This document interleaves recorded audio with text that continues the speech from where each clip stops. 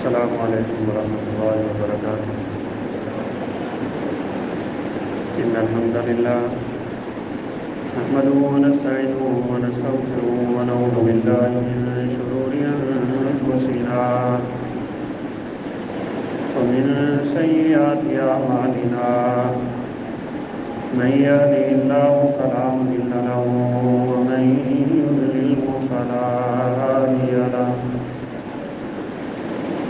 أشهد أن لا إله إلا الله وحده لا شريك له وأشهد أن محمدا عبده ورسوله، أما بعد فإن أحسن الحديث كتاب الله، وخير الهدي هدي محمد صلى الله عليه وسلم، وشر الأمور محدثاتها وكل محدثة بدعة وكل بدعة ضلالة وكل ضلالة في النار.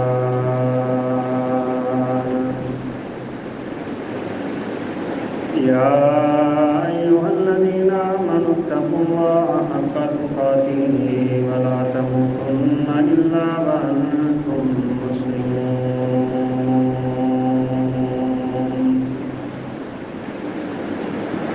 يا أيها الذين آمنوا اتقوا الله وقولوا قولا سديدا يصلح لكم أعمالكم ويغفر لكم ذنوبكم، ومن يطع الله ورسوله فقد فاز فوزا عظيما. أعوذ بالله من الشيطان الرجيم. بسم الله الرحمن الرحيم.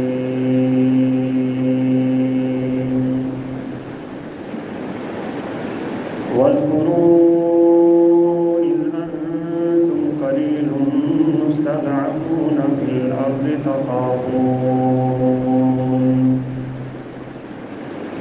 تخافون أن يتخطفكم الناس فآواكم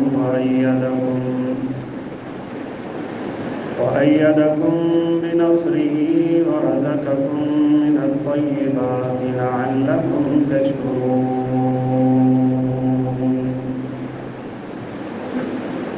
وقال النبي صلى الله عليه وسلم: الهجرة تهدم ما قبله، أو كما قال عليه الصلاة والسلام. رب اشرح لي صدري ويسر لي أمري واحلل عقدة من لساني يفقهوا قولي. رب زدني علما سبحانك لا علم لنا إلا ما علمتنا إنك أنت العليم الحكيم.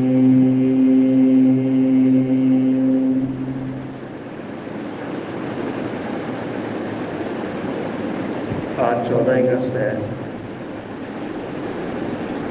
اور یہ دن پاکستان کی آزادی کے نام سے منایا جاتا ہے۔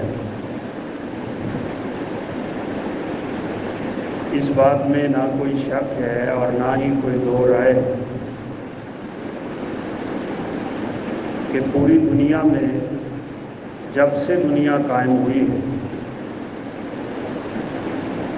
صرف 2 ریاستیں ایسی ہیں جو اسلام کے نام پہ قائم ہوئی ہیں۔ ایک ریاست مدینہ اور دوسری ریاست پاکستان۔ مدینہ منورہ کی ریاست کی آبادی بھی خالصتاً اللہ کی توحید کے لیے تھی، اور ارض پاکستان کی آزادی بھی خالصتاً اللہ کی توحید کے لیے تھی۔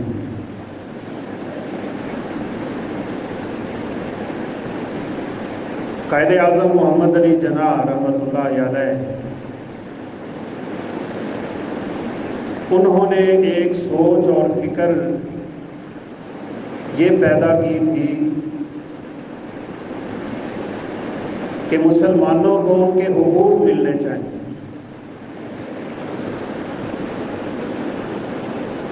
کروڑوں رحمتیں ہوں فضل الہی وزیر آبادی کی قبر پہ کہ جنہوں نے قائد کو یہ مشورہ دیا تھا کہ آپ صرف حقوق کیوں مانگتے ہیں، اللہ سے ریاست کیوں نہیں مانگتے؟ آپ ایک ایسی ریاست بنائیں جو خالصتاً اللہ کی توحید پہ قائم ہے، اس کا نعرہ الگ ہو، اس کا منہج الگ ہو، اس کا منہاج الگ ہو، اس کا عقیدہ الگ ہو، اس کا مذہب الگ ہو، اور وہاں کے رہنے والے باسیوں کے رسم و رواج اور طور طریقے الگ ہوں، جو خالصتاً اسلام کے پیروکار ہوں اور اسلامی تعلیمات کے عین مطابق۔ محمد علی جناب فرماتے تھے کہ اگر ہم نے ایک ریاست الگ قائم کر لی، سنبھالے گا کون، وسائل کہاں سے آئیں گے، حفاظت کون کرے گا، بڑی مشکل ہو جائے گی۔ ہم سب کو ویسے اس وقت یہ دعا دل سے کرنی چاہیے کہ اللہ ہمارے حکمرانوں کو بھی وہ وزیر اور مشیر دے جو ایسے مشورے دے کہ جن سے اسلام زندہ ہو۔ یہ وزیر وزر سے ہے، بوجھ اٹھانے والا، دنیا میں بھی وزیر بوجھ اٹھائے گا، قیامت کے دن بھی اٹھائیں گے۔ کبھی کبھار چھوٹے سے مشورے میں بڑی خیر ہوتی ہے۔ فضل الہی وزیر آبادی رحمۃ اللہ علیہ نے کہا تھا، آپ کو اگر ایک 4 بھائی جتنی جگہ بھی مل جائے نا الگ ریاست کے لیے جہاں صرف اسلام ہو، آپ اس کی سرحدوں پہ میرے خاندان کو کھڑا کر دینا، ہم جانیں قربان کر دیں لیکن اس کی حفاظت ضرور کریں۔ قائد اعظم نے اپنا موٹو بدلا اور مسلمانوں کے حقوق سے بات آگے بڑھاتے ہوئے ایک اسلامی ریاست کے قیام کا اعلان کر دیا، اور سب سے پہلا یہ نعرہ وزیر آبادی نے سکھایا تھا، پاکستان کا مطلب کیا، لا الہ الا اللہ۔ اور پھر اللہ کے فضل و کرم سے خالصتاً توحید کے اس نعرے میں، توحید کے پرچم کے سائے تلے جیسے ریاست مدینہ آباد ہوئی تھی، اسی طرح اللہ اکرم الحاکمین نے رمضان المبارک 27 رمضان پاکستان کو اس قرۂ ارضی پہ اسلام کی ایک عظیم دولت بنا کے ہمارے سامنے رکھ دیا ہے۔ ہمیں اپنے مسلمان ہونے پہ جہاں فخر ہے، وہاں رب کعبہ کی قسم ہے ہمیں اپنے پاکستانی ہونے پہ بڑا فخر ہے۔ یہ بات صرف ہم زمین کے ٹکڑے کی نہیں کر رہے، ہم یہ بات وطنیت کی نہیں کر رہے، ہم بات یہ کر رہے ہیں کہ یہ وطن جس مقصد کے لیے حاضر ہوا ہے، آزاد ہوا ہے، پیش ہوا ہے، وہ صرف اور صرف لا الہ الا اللہ کی بنیاد پہ ہوا۔ آج بہت سے دانشور بیچارے کبھی محمد علی جناح کو برا بھلا کہتے ہیں، کبھی علامہ اقبال کو برا بھلا کہتے ہیں، کبھی ان کی پوسٹوں میں یہ ملتا ہے کہ پاکستان آزاد کرنے کا کیا فائدہ ہوا، پاکستان بنانے کا کیا فائدہ ہوا، اور اس طرح کی باتیں۔ اور بعض تو کہتے ہیں کہ قائد اعظم کو اسلام سے کوئی سروکار ہی نہیں تھا، جبکہ حقیقت میں بات اس کے بالکل برعکس ہے۔ بمبئی میں تقریریں ہیں، دہلی میں تقریریں ہیں، کراچی میں تقریریں ہیں قائد اعظم کی، اور ان تقریروں میں واضح پیغام ہے کہ ہم ایسا ملک حاصل کرنا چاہتے ہیں جو صرف اور صرف لا الہ الا اللہ کی بنیاد پہ حاصل ہو، اور اللہ کے فضل سے ہوا۔ قربانیاں اسی طرح پیش کرنا پڑی جیسے صحابہ کرام رضوان اللہ علیہم اجمعین نے اسلام کی سربلندی کے لیے کی تھی۔ ہاں اتنا تو کہا جا سکتا ہے کہ زمین کے ٹکڑے کے لیے انسان لڑے تو اور بات ہے، لیکن عقیدے کے لیے، اسلام کے لیے، اسلام کے بول بالا کے لیے اگر کوئی شخص اپنی جان پیش کرتا ہے تو وہ یقیناً شہادت کے بہت بڑے رتبے پہ فائز ہے۔ بہرحال نعرہ کیا لگنا تھا یہ قرارداد کیا پیش ہونی تھی اور پاس ہونی تھی؟ صدیوں سے اکٹھے رہنے والے مسلمان اور ہندوستان کے باسی، اختلافات ابھرے، تلواریں نکلی، قتال شروع ہوا، اختلافات شروع ہوئے، لڑائیاں شروع ہوئیں، قتل و غارت شروع ہوئی، گھروں کے گھر اجاڑ دیے گئے، مسجدیں ویران کر دی گئیں، مدارس کو جلا دیا گیا، علماء کو شہادت کے درجے پہ فائز کر دیا گیا۔ 2 لاکھ مسلمانوں کی قربانیوں کے بعد پاکستان منظر عام پہ آ گیا۔ آج مجھے اور آپ کو کیا یہ نہیں چاہیے کہ ہم بیٹھ کے سوچیں، ہمارے آباء و اجداد نے اگر جانیں لٹا دی، مال لٹا دیے، عزتیں لٹا دی، اولادیں قربان کر دی، چھوٹے چھوٹے بچے ابھی دودھ پیتے تھے، ماؤں کی چھاتیوں سے چھین کے ہوا میں بلند کر کے اس ہندو بنیے نے نیچے نیزہ رکھ کے اس کی انی نیزے کی اس کے جسم سے پار کر کے یہ کہا تھا اب چلے گا مسلح کے بیٹے کو بتا کہ ہندو کیا ہوتا ہے۔ آج کیا مسلمان کی گاڑی میں اسی ہندو کا گانا چلے، آج مسلمان کے گھر میں اسی ہندو کی فلمیں چلے، آج مسلمان کے گھر میں وہی ہندوانہ رسمیں چلے، ہماری شادی پہ وہی مہندی چلے، وہی جہیز چلے، وہی لانتے چلے، وہی کلچر چلے، وہی تہذیب چلے، وہی ثقافت چلے، وہی سوچ چلے، وہی فکر چلے۔ رب کعبہ کی قسم ہے کل ان شہیدوں کا ہاتھ ہوگا، میرا اور آپ کا گریبان ہوگا کہ کیا ہم نے شہادتیں اس لیے پیش کی تھی کہ پاکستان حاصل ہونے کے بعد بھی تمہارا نہ کلچر بدلے اور نہ ہی تمہاری تہذیب میں کوئی فرق آئے۔ ہمیں تو چاہیے تھا جس مقصد کے لیے قربانیاں دی جاتی ہیں اور جس مقصد کے لیے ریاستیں آزاد کروائی جاتی ہیں، اور بالخصوص یہ 2 اسلامی ریاستیں، ریاست مدینہ اور ریاست پاکستان، دعا کیا کریں اللہ ان کی حفاظت فرمائے۔ اللہ حکم الحاکمین نے مدینہ کو تو دارالہجرہ بنا دیا، ایمان کا گھر بنا دیا۔ اللہ بناتے بھی کیوں نہ، نبی کائنات وہاں پہ جلوہ افروز ہوئے، آپ نے قدم رنجا فرمایا، وہاں پہ آپ کا مسکن بنا، آپ مدینہ کا باسی اللہ نے بنا دیا۔ مدینہ آپ کی وجہ سے یثرب سے طیبہ اور طابہ بن گیا۔ اللہ کے نبی تشریف لائے تھے، مدینہ بیماریوں سے بھرا ہوا ہے، بیماریوں کا گڑھ ہے، پورے علاقے کا پانی جمع ہوتا ہے، یہاں کی آب و ہوا انتہائی متاثر کن تھی، جو آتا وہ بیمار ہو جاتا تھا۔ اللہ کے نبی تشریف لائے، فرمایا اللہ اب اس کی وباؤں کو یہاں سے لے جا، انقلہم ماہا الی جحفہ، یہ جحفہ کے کافروں کی طرف لے جا۔ اللہ اب اس مدینہ کو طیبہ اور طابہ بنا دے۔ حافظ ابن حجر نے 9 نام ذکر کیے ہیں مدینہ منورہ کے۔ نبی کائنات کی دعا کیسی لگی؟ آپ صلی اللہ علیہ وسلم نے فرمایا اللہ ابراہیم مکہ کے لیے دعائیں کرتے تھے کہ مکہ کے باسیوں کو اللہ رزق بھی دے دے، مکہ کے باسیوں کو اللہ امن بھی دے دے، مکہ کے باسیوں کو اللہ سکون بھی دے دے۔ یا اللہ میں مدینہ والوں کے لیے اس سے 2 گنا تجھ سے دعا کرتا ہوں۔ اللہ نے آج مدینہ کو برکتوں سے بھرا ہوا ہے۔ رسول اللہ صلی اللہ علیہ وسلم جب مکہ مکرمہ سے ہجرت کر کے مدینہ تشریف لائے نا، صحابہ آئے، کبھی بیٹھ کے یہ سوچنے والی بات ہے نا کہ ہجرتیں کیوں ہوئی؟ گھر بار چھوڑنا آسان ہے، بیوی بچے چھوڑنا آسان ہے، اپنے تمام تر جائیداد سے آپ ہو گے، انسان دوسرے علاقے میں جا کے بے یار و مددگار داخل ہو جائے، یہ کوئی آسان بات نہیں ہے میرے بھائی۔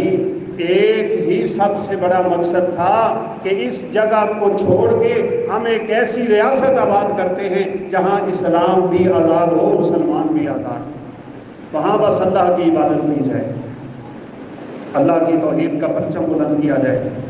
اللہ اکبر۔ رسول اللہ صلی اللہ علیہ وسلم مکہ مکرمہ میں تھے، دشمنان اسلام بیٹھ کے مشورہ کرتے کہ یہ دین پھیلتا چلا جا رہا ہے، اس کے خلاف کوئی پروپیگنڈا کیا جائے۔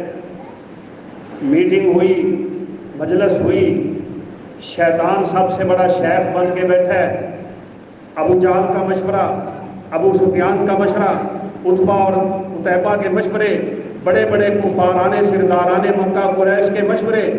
شیطان ہر مشورے پہ اپنی تعلیق لگا رہا ہے۔ کسی نے کہا ایسا کرتے ہیں اس نبی کو اس کے گھر میں بند کر دیتے ہیں کہ یہاں سے نہ نکلے گا، نہ اس کی دعوت کہیں پھیلے گی، نہ اس کی کوئی بات سنے گا۔ شیطان نے مشورہ رد کر دیا۔ آخر لوگوں تک بات تو جائے گی کہ کیوں اس کو بند کیا ہوا ہے، کہا چلے پھر اس کو جلا وطن کر دیتے ہیں، دوسرے ملک میں در بدر پھرتا رہے گا۔ کہا پھر تو اس کی آواز بڑی دور دور تک پہنچ جائے گی۔ آخر ایک مشورہ ہوتا ہے، لیکن میرے دوستو یہ مشورہ اللہ حاکم الحاکمین نے قرآن میں ایسے پیش کر دیا، تم اپنی چالیں چل رہے تھے، میں اپنا فیصلہ کر رہا تھا، تدبیریں تمہاری اور تھیں، میری تدبیر اور تھی، تم محمد کو ہلاک کرنا چاہتے تھے، میں محمد کے ذریعے مدینے کو آباد کرنا چاہتا تھا۔ سب مل گئے۔ ابو جہل کا آخری مشورہ کیا ہے؟ کہا ایسے کرو، تمام عرب کے قبائل کا ایک ایک نوجوان لے لو، ہر نوجوان کے ہاتھ میں تلوار دے دو، اور ایک ہی رات مل کے یہ سارے نوجوان اس محمد پہ اپنا وار کر دیں صلی اللہ علیہ وسلم۔ کسی ایک کے ہاتھ پہ پہنچ جائے گا ہی نہیں۔ یہ بنی ہاشم والے پھر سب کا کیا بگاڑ لیں گے؟ مشورے پہ سب کا فیصلہ ہو گیا، اتفاق رائے سے مشورہ قائم ہو گیا۔ دو دھاری تلواریں ہر عرب کے نوجوان کے ہاتھ میں دے دی گئیں۔ کہا جب رات کا پچھلا پہر ہوتا ہے، یہ محمد عربی عبادت کے لیے مکہ مکرمہ میں بیت اللہ شریف کے صحن میں آتا ہے، اسی وقت اس نوجوان کے قتل کا ارادہ ہو گیا۔ سب نوجوان اکٹھے ہیں، تمام کفار کے بڑے بڑے قبائل کے سردارانوں نے لوگ اکٹھے کیے، دو دھاری تلواریں ان کے ہاتھ میں ہیں۔ اللہ کے نبی کی حفاظت کرنے والا کوئی نہیں ہے۔ میرے نبی گھر سے اکیلے نکلتے ہیں، بیت اللہ میں آ کے نماز پڑھتے ہیں۔ کبھی کوئی مشرک، یہ ابو جہل جیسا لعین انسان میرے نبی کی گردن پہ اونٹوں کی اجری ڈالتا تھا۔ کبھی کسی طرح کی تکلیفیں، کبھی کسی طرح کی تکلیفیں۔ بھائیو اسلام کی خاطر ہی تو یہ تکلیفیں اٹھائی جاتی ہیں۔ میرے اور آپ کے آباء و اجداد نے اسلام کی خاطر ہی تو اپنی جانیں پیش کی تھی، اسلام کی خاطر ہی تو یہ وطن آزاد کیا تھا، اسلام کی خاطر ہی تو سب کچھ قربان کر دیا تھا۔ لیکن آج اللہ کی قسم رونا آتا ہے ہمارے ملک کی حالت دیکھ کے، ہمارے ملک کی سیاست دیکھ کے، ہمارے ملکوں میں مذہب دیکھ کے، مسلمانوں کا اختلاف دیکھ کے، افراتفری اور انتشار دیکھ کے، نفسا نفسی کا عالم دیکھ کے، بغض اور کینہ اور عداوتیں دیکھ کے، دشمنی اور حسد کے بڑے بڑے مینار ہم نے قائم کر دیے ایک دوسرے کے خلاف۔ بھائیو جب صحابہ ہجرت کر کے مکہ سے مدینہ تشریف لائے تھے، سب سے پہلی بڑی بنیاد یہ رکھی گئی تھی کہ دونوں آپس میں مہاجر بھی اور انصار بھی ایسے ملے تھے کہ اسلام میں اس جیسی اخوت کی دوبارہ کوئی مثال پیش نہیں کر سکتا۔ ہمیں تو ایک دوسرے کا بھائی بن کے رہنا چاہیے تھا۔ بڑا درس تھا، لیکن ہم نے حقیقت میں ہجرت کے اس مقصد کو بھی بھلا دیا۔ رسول اللہ صلی اللہ علیہ وسلم نکلنے لگے، جبریل امین تشریف لے آئے، کہا کیا آپ کو علم ہے کہ آپ کے قتل کرنے والوں نے آپ کے گھر کا محاصرہ کر رکھا ہے، ان کے ہاتھوں میں ننگی تلواریں ہیں، آج آپ کے قتل کا مشورہ ہے، لیکن آپ نے کیا کرنا؟ حسبی اللہ و نعم الوکیل، نعم المولا و نعم النصیر۔ جس کا رب ہو جائے کائنات میں کوئی اس کا بال بیکا نہیں کر سکتا۔ کہا گھر سے آپ نکلیں گے، ایک مٹھی آپ نے مٹی کی پکڑ لینی ہے، اس مٹی کو آپ نے ہوا میں اڑا دینا ہے، جہاں کوئی سبب نہیں، جہاں کوئی کسی قسم کا ذریعہ نہیں ہے، لیکن اللہ مسبب الاسباب تو ہے، اسے کسی وسیلے کی ضرورت نہیں، اسے کسی چیز کی ضرورت نہیں۔ آپ مٹی ہوا میں اڑائیں گے، اللہ اس مٹی سے وہ کام لے گا اور آپ کی ایسے حفاظت کرے گا کہ آپ دیکھ لیں گے۔ قرآن کہتا ہے وما رمیتا اذ رمیتا ولکن اللہ رما، یہ مٹی آپ نے نہیں پھینکی تھی، اللہ حاکم الحاکمین نے ان تمام کی آنکھوں میں مٹی جھول دی، سب آنکھیں ملتے رہ گئے اور میرے نبی وہاں سے نکلے۔ اللہ کی طرف سے پیغام تھا ابو بکر صدیق کا گھر ہوگا، ابو بکر کا غلام ہوگا، ابو بکر کی سواری ہوگی، تبھی تو میرے نبی کہا کرتے تھے اس کائنات میں کوئی ایسا انسان نہیں آیا کہ جس نے میرے اوپر کوئی احسان کیا ہو اور میں نے اس کے احسانات کا بدلہ نہ دے دیا ہو سوائے ابو بکر صدیق کے۔ ابو بکر کے احسانوں کا بدلہ میں دے ہی نہیں سکتا۔ ہجرت کا حکم ہے میرے نبی کو، آپ صلی اللہ علیہ وسلم کو خواب میں کھجوروں والی زمین دکھائی گئی تھی اور آپ صلی اللہ علیہ وسلم نے کوئی اور علاقہ سمجھا تھا، لیکن جب ابوبکر صدیق کے گھر تشریف لے آئے اور فرمایا کہ مجھے بھی ہجرت کی اجازت مل گئی ہے، ابوبکر میں بھی نکلنے لگا ہوں، یہ باتیں اللہ کی قسم بڑی مماثلت رکھتی ہیں۔ جیسے مدینہ کی ہجرت تھی ویسے ہندوستان سے مسلمانوں کی ہجرت تھی، جیسے مکہ مکرمہ میں مسلمانوں پہ ظلم کے پہاڑ توڑے جاتے تھے ویسے ہی ہندوستانوں میں مسلمانوں پہ بڑا ظلم کیا جاتا تھا۔ جیسے فرعون سے اللہ نے بنی اسرائیل کو نجات دی تھی، جیسے اللہ نے ان ظالموں اور کفار مکہ سے مسلمانوں کو نجات دے کے ایک مدینہ کی ریاست دی تھی، ویسے ہی اللہ نے ہمیں یہ ریاست دی تھی، لیکن ہم نے اس ریاست کی قدر نہ کی، انہوں نے قدر کی۔ مدینہ آج تک آباد ہے، مدینہ آج تک ہجرت کی جگہ ہے، مدینہ آج تک ایمان کا مرکز ہے، مدینہ آج تک ایمان کا منبع و مصدر ہے، مدینہ آج تک سرچشمہ ہدایت ہے اور رہے گا۔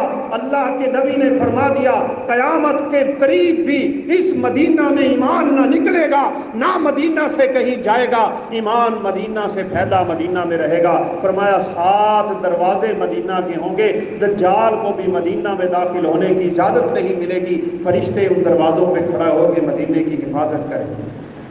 اس لیے آپ فرمایا کرتے تھے کسی کو اگر مدینہ میں مرنے کی طاقت ہو تو مرے مدینہ میں قیامت کے دن اس کی سفارش بھی کروں گا۔ جن تکلیفوں سے وہ گزرے تھے انہی تکلیفوں سے ہمارے آباء و اجداد گزرے ہیں۔ آپ لوگوں نے یہ کہانیاں پڑھی ہوں گی، یہ قصے سنے ہوں گے، یہ کوئی ناول نہیں ہے، یہ کوئی ڈائجسٹ نہیں ہے، یہ کوئی قصہ کہانی افسانہ نہیں ہے کہ جس کو ہم سن کے سمجھے کہ یہ صرف اور صرف پیراگراف میں بنتی ہوئی ایک عبارت ہے۔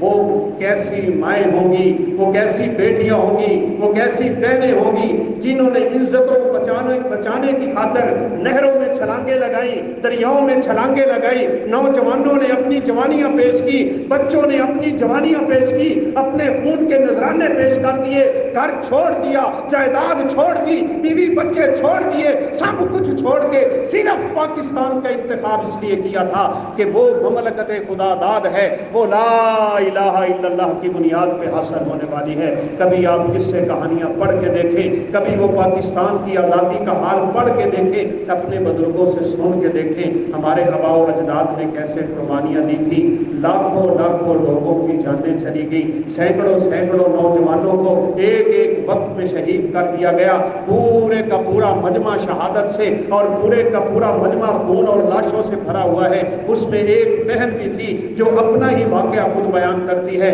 میرے آباء و اجداد میں سے میرے باپ کو، میرے دادا کو، میرے بھائیوں کو، میرے بیٹوں کو، میری بہنوں کو، میری ماں کو، میری دادی کو، پورے خاندان کو میرے سامنے شہید کر دیا گیا تھا، اور پھر ان ظالموں نے میرے ساتھ وہ نحوست والا کام کیا جو اللہ کا الحاکمین معاف فرمائے۔ ان ظالموں سے کیسے کیسے ظلم کیے تھے، عورتوں کی چھاتیاں نہیں کٹی تھی، کیا وہ ٹرین نہیں پہنچی تھی جس میں کٹے ہوئے بچوں کے لاشیں بکھرے ہوئے تھے، وہ خون سے بھرے ہوئے ڈبے کیا آج بھی ہمیں نظر نہیں آتے ہیں؟ کیا وہ قربانیاں میرے دوستوں اس لیے تھی کہ آج کا نوجوان 14 اگست کو اپنی گاڑی پہ اوپر تو جھنڈا پاکستان کا لگا رکھا ہے، نیچے بدتمیز نے گانے وہی ہندوستان کے لگا رکھے ہیں، میرے گھر میں فلمیں ہندوستان کی چلتی ہیں، میرے گھر میں میچ ہندوستان کے چلتے ہیں، میرے گھر میں کلچر ہندوستان کا چلتا ہے، میرے گھر میں تہذیب ہندوستان کی چلتی ہے، میری شادی پہ طریقہ ہندوؤں کا چلتا ہے، میری شادی پہ رسم و رواج ہندوؤں والے چلتے ہیں۔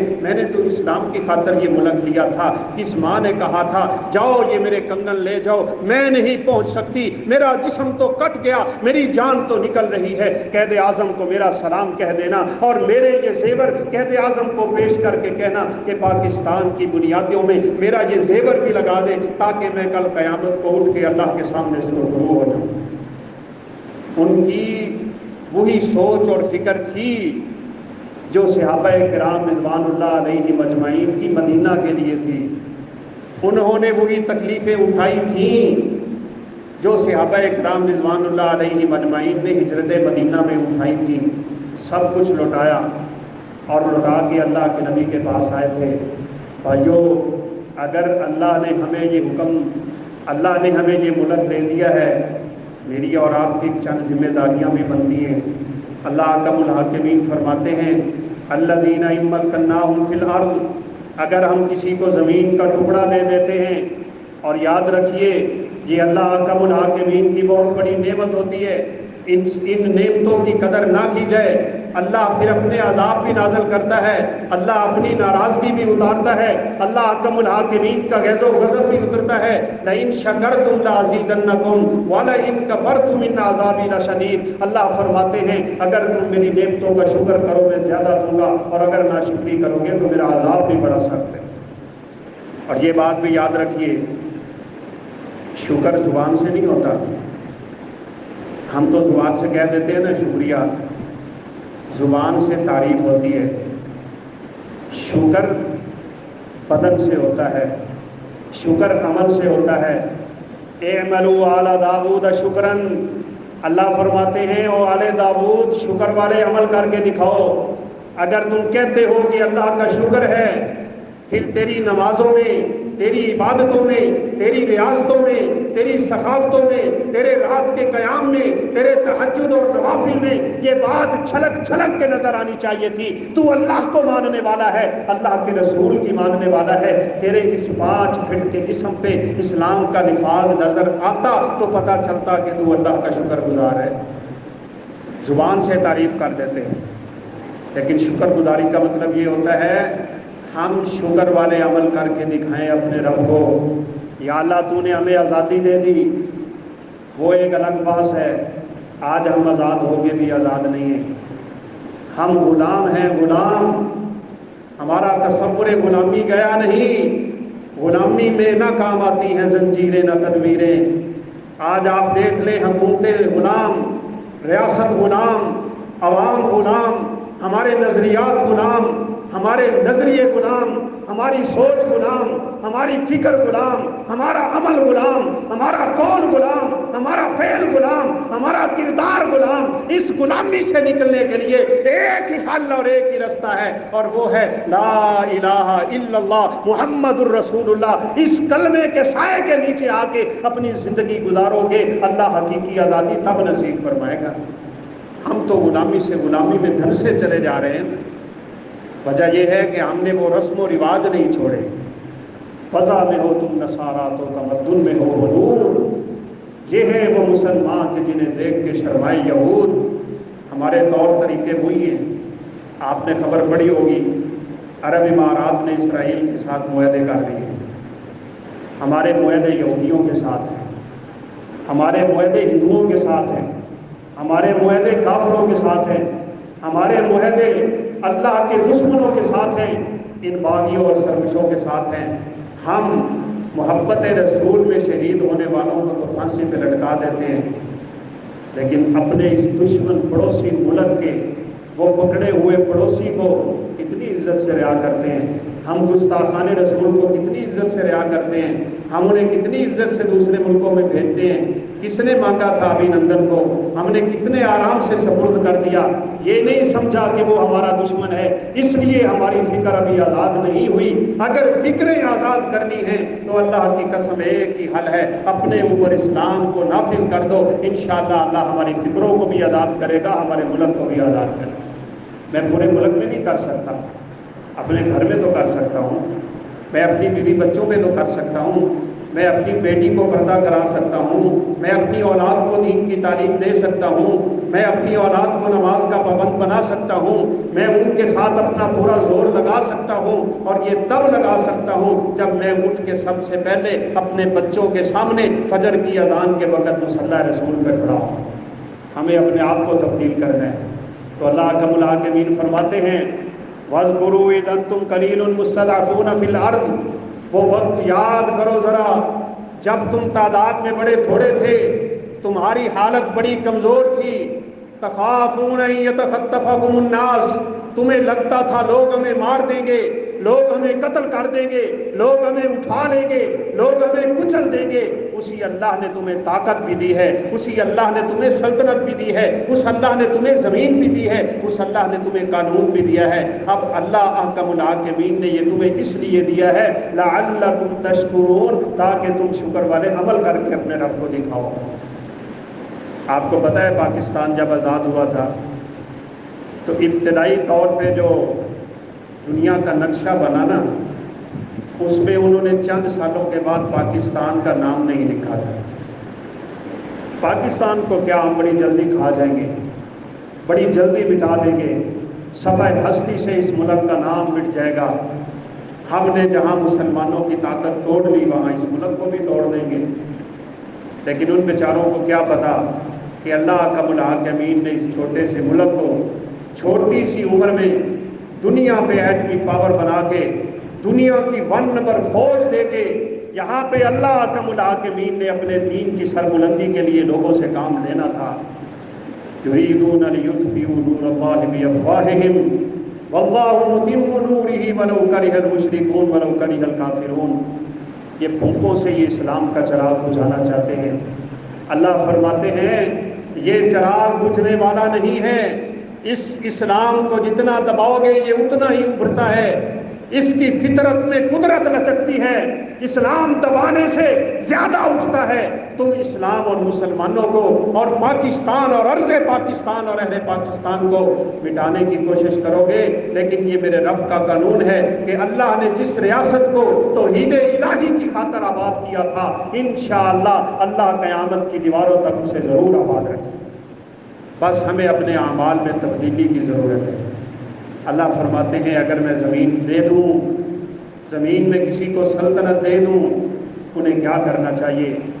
الذین ان مکناہم فی الارض اقاموا الصلاۃ وآتوا الزکاۃ وامروا بالمعروف ونہوا عن المنکر۔ یہ 4 کام کسی بھی ریاست کے ملنے کے بعد ضرور ہونے چاہیے۔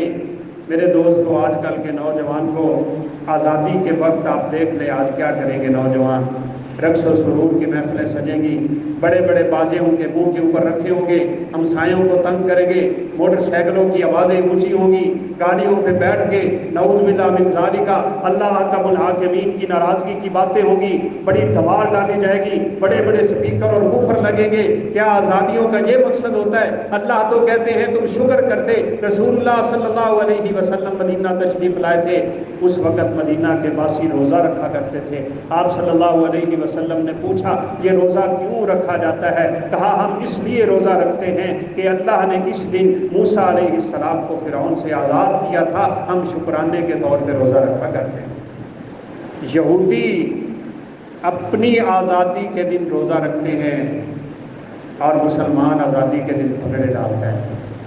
اسی لیے تو اللہ ہم سے ناراض ہو گئے، اسی لیے تو سب کچھ دے کے بھی اللہ احکم الحاکمین نے ہماری حالت کیسی ہے۔ میرے دوستو، اللہ کی ناراضگی والی بات ہے۔ ہم میں سے ہر شخص کو چاہیے اپنے گھر کا کلچر تبدیل کرے۔ یہ 4 کام خصوصی طور پہ میری اور آپ کی، رعایا اور حاکم کی، ہر شخص کی ذمہ داری ہے۔ اللہ فرماتے ہیں ان مکناہم فی الارض، اگر ہم کسی کو زمین کا ٹکڑا دے دیتے ہیں، سب سے پہلی اور بنیادی ذمہ داری ان پہ یہ پڑتی ہے اقاموا الصلاۃ، ان لوگوں کو چاہیے کہ وہ نماز کے پابند ہوں جائیں۔ آج دنیا میں کتنے مسلمان نماز پڑھتے ہیں؟ آپ اپنے محلے کی مسجد میں دیکھیں، آپ کے محلے کی، آپ کے گاؤں کی، آپ کے ٹاؤن کی، آپ کے علاقے کی آبادی کتنی ہے، اور مسجد کی آبادی کا آگے ذرا آپ حال دیکھیں۔ پاکستان میں تو لوگوں کی تعداد اور کم ہے نماز پڑھنے، اربوں میں ہے، چند اور ملکوں میں جانے کا اتفاق ہوا، وہاں بھی تعداد اچھی ہے، لیکن یہاں تو نمازی نہیں۔ صرف 12% لوگ نماز پڑھتے ہیں، 88% لوگ بے نماز ہیں، اور بے نماز شریعت کی روح میں کافر ہے، کافر۔ اللہ کے نبی نے فرمایا ہے العہد الذی بیننا وبینہم الصلاۃ، ہمارے اور کافروں کے درمیان کلمہ توحید کے بعد سب سے بڑا بنیادی فرق نماز کا فرق ہے۔ اگر کوئی نماز نہیں پڑھتا تو وہ کافر ہے، سیدھی سی بات ہے۔ بلکہ سعودی عرب کے علماء کا تو فتویٰ ہے کہ ایسی عورت ایسے مرد کے ساتھ نہیں رہ سکتی جو نماز نہیں پڑھتا، کیونکہ وہ کافر ہے اور وہ مسلمان ہے، کافر سے فوراً نکاح ٹوٹ جاتا ہے۔ اس لیے وہاں اللہ کے فضل سے نمازیوں کی تعداد بہت زیادہ ہے، اور ہمارے ہاں نماز کو ہی ہم نے نعوذ باللہ بھلا کے رکھ دیا، جو بنیادی وجہ تھی، بنیادی چیز تھی۔ اگر کوئی ملک یہ چاہتا ہے وہاں پہ امن ہو، وہاں پہ ترقی ہو، وہاں پہ اللہ رزق کی فراوانیاں کر دے، وہاں کے باسیوں کی محبتیں قائم ہو جائیں، ان کی مودتیں قائم ہو جائیں، جذبہ اشعار پیدا ہو جائے، تو سنیے سب سے پہلا کام یہ ہے کہ جس علاقے کے لوگ نمازی ہوتے ہیں وہاں اللہ کی رحمتیں برسا کرتی ہیں۔ حی علی الفلاح، حی علی الفلاح، 5 وقت مؤذن مسجد کے مینار سے آواز دیتا ہے، آؤ کامیابی کی طرف۔ دنیا اور آخرت کی کامیابیاں اللہ نے سمیٹ کے نماز کے سجدے میں رکھ دی۔ اقرب ما یکون العبد الی ربہ وہو ساجد، اللہ کے نبی نے فرمایا ہے کہ جب یہ جبین نیاز بندہ اپنے رب کے سامنے زمین پہ رکھتا ہے تو اللہ حکم الحاکمین اپنا قرب عطا فرما دیا کرتے ہیں، اور اللہ جس کے قریب ہو جائے پھر اس پہ برکتیں نہیں آئیں گی۔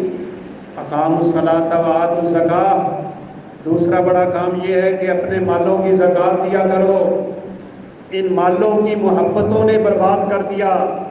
الہاکم التکاثر حتی زرتم المقابر، اللہ فرماتے ہیں تم غافل ہو گئے، کس لیے کہ مال جمع کی ہرس تمہارے اندر پیدا ہو گئی، تم مال جمع کرتے رہو گے، کرتے رہو گے، حتی زرتم المقابر، یہاں تک کہ قبروں میں چلے جاؤ گے، پھر تمہیں پتہ چلے گا کلا سوف تعلمون ثم کلا سوف تعلمون، پھر تمہیں پتہ چلے گا کہ یہ مال تمہارے حق میں کتنا خطرناک تھا۔ رسول اللہ صلی اللہ علیہ وسلم نے فرمایا جس مال کی زکوٰۃ ادا نہیں کی جاتی، اسی مال کو اللہ قیامت کے دن اگر وہ سکے، سونا، چاندی، پیسہ، نقدی کی صورت میں ہے تو جہنم میں پھینک کے اس پہ انگارے بنا کے اس کو تپا کے اس کے بدن پہ لگا کے اس کے چہرے پہ لگا کے اس کی پیشانی پہ لگا کے اس کے پہلوؤں پہ لگا کے اس کی کمر پہ لگا کے، اور صحیح بخاری کی اور ترمذی شریف کی روایت ہے کہ اس کی چھاتی کے اوپر اللہ یہ انگارہ رکھوائیں گے جو اس کے جسم کو چیرتا ہوا اس کے بدن کے پیچھے سے نکل جائے گا، اور آواز آئے گی یہ تیرا وہ مال ہے کہ جس کی تو زکوٰۃ ادا نہیں کرتا تھا۔ قبر میں کیا ہوگا؟ اللہ کے نبی نے فرمایا گنجا سانپ بنا کے اللہ اسی مال کو اس کے اوپر مسلط کر دے گا، اس کی 2 جبڑے ہوں گے بڑے بڑے اور 2 زہریں ہوں گی اس کی بڑی بڑی، وہ اس کو اپنے جبڑوں سے پکڑ کے چیر پھاڑ کے اس کے جسم کو زخمی کر کے اور اس کے اوپر اپنا حملہ کر کے 2 کلمے ساتھ ساتھ بولتا رہے گا۔ جب اسے ڈسے گا کہے گا انا کنزکا، پھر ڈسے گا اور کہے گا انا مالکا، میں تیرا وہ خزانہ اور تیرا مال ہوں جو تو دنیا میں جمع کر کے اس کی زکوٰۃ نہیں دیا کرتا تھا۔ اپنے مالوں کی زکاتیں ادا کرو، اپنی فصلوں کی عشر ادا کرو، اپنے جانوروں کی زکوٰۃ ادا کرو، سونا چاندی کی زکوٰۃ ادا کرو، اگر چاہتے ہو ملکوں میں اللہ کا الحاکمین کی طرف سے سکون، آرام، راحت اور ترقی آ جائے۔ تیسرا بڑا کام ہے امر بالمعروف ونہی عن المنکر۔ یہ چاروں کام اس وقت چھوڑے ہوئے ہیں اور اللہ کی ناراضگیوں میں گھرے ہوئے ہیں۔ فرمایا نیکی کا حکم دیا کرو۔ یہ کام صرف مولوی کا نہیں ہے، یہ کام صرف حافظ صاحب کا نہیں ہے، یہ کام قاری صاحب کا نہیں ہے، یہ کام خطیب صاحب کا نہیں ہے، یہ کام ہر مسلمان کی ذمہ داری تھی کہ وہ ہر آنے جانے والے کے ساتھ یہ معاملہ رکھتا، امروا بالمعروف ونہوا عن المنکر۔ چوتھا بڑا کام یہ ہے کہ تم میں سے ہر بندے کی ذمہ داری ہے کہ لوگوں کو وہ برے کاموں سے روکا کر۔ آپ خود سوچیں، اگر آپ اتنی بڑی جو مسجد میں بیٹھے ہوئے لوگ ہیں، آپ سب تحیہ کر کے اس کام کو شروع کر دیں، میں نے جہاں برائی دیکھنی ہے اس کو اچھے طریقے سے روکنا ہے، اپنے ہر مسلمان بھائی کو خیر کی دعوت دینی ہے، معاشرے میں امن نہیں آ جائے گا، معاشرے میں سکون نہیں آ جائے گا۔ لوگ میرے اور آپ کے بار بار کہنے پہ مسجد کی طرف نہیں آ جائیں گے، لوگوں کے ہاتھوں میں قرآن نہیں آ جائے گا، لوگوں کی زبانوں پہ ذکر الہی نہیں جاری ہو جائے گا، ماحول بدل نہیں جائے گا، تربیت اچھی نہیں ہو جائے گی، جوان پھر اس نہج اور منہج اور طریقے پہ نہیں پلیں گے کہ ہر معاشرے میں آنے والا یہ دیکھ رہا ہے کہ یہاں تو نیکی کا حکم ہوتا ہے، برائی سے روکا جاتا ہے۔ آج تو گھر کا سربراہ اپنی اولاد کے ساتھ مل کے نعوذ باللہ برائی دیکھتا ہے، پھر گھروں میں بربادیاں نہیں ہوں گی تو کیا ہوں گی؟ بہرحال بھائیو، یہ ملک اللہ کا الحاکمین کی طرف سے ہمارے لیے بہت بڑی نعمت ہے۔